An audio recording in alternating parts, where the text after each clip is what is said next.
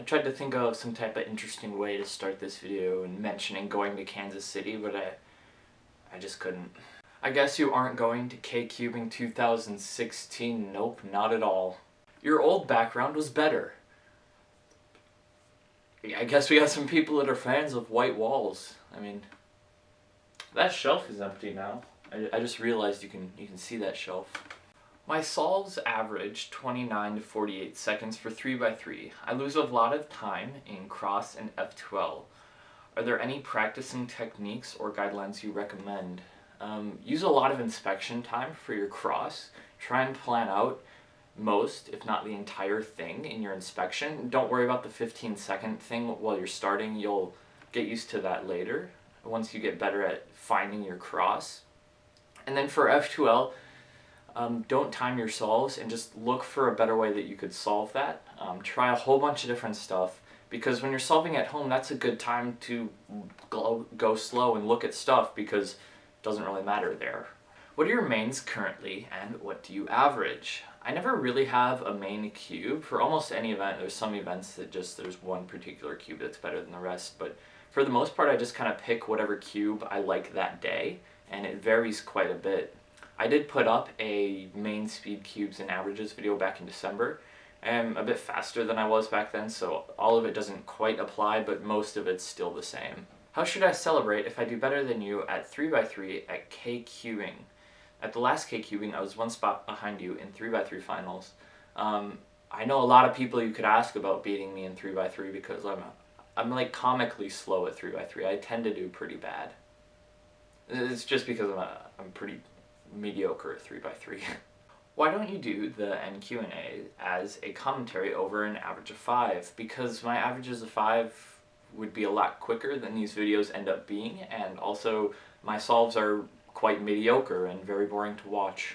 Nice shirt, where can I buy it? Well, thank you, but actually you could only get these at the Spring Jam at Tyrrell Basin on April 2nd, so you're gonna either have to time travel or find someone that went to that event that is willing to sell theirs. 625 was never David's PB because at the same comp he got 599. No, that's how world records work, not how PBs work.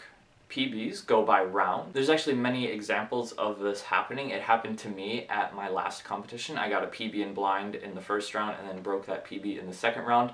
And his 625 2x2 average is clearly yellow or orange or whatever color they are on the WCA page, and that signifies that it is a PB. So you can check that out for yourself. I'll leave a link in the description to his page. Are you sure that's how you pronounce David's name? No, when I was editing that video, I got to that part and I was like, ooh, that didn't sound right. So I'm not quite sure how to pronounce his last name, but I'm pretty confident on that David part. Are you going to K-Cubing? Also, can you eat 42 slices of pizza? It depends how large the slices are and how thick the crust is, but if they're little squares, I definitely could, but if it was like large, thick crust pieces, probably not. That'd be a lot of bread. Why can't you do pyraminx in clock and other stuff? Because it's not an event that's being hosted there. If it had been worded differently, I would answer that because the name of the competition is clock and other stuff. At clock and stuff, we had pyraminx. At clock and other stuff means other than pyraminx and the other events. Help, my clock pins keep falling down. Do you know how to fix that? Well, if your clock is already been disassembled, you can use a pair of pliers to kind of pinch the metal ends closer together, like towards the actual pin, because there's two little metal pins out on the side closer to the gears, and then there's the part that you can see on the outside. You'd have to use pliers to kind of push them in. That only helps for so long. There's basically no way to actually fix this. You can try applying some lube to the metal part as well, a very thick lube, and that might help for a while also.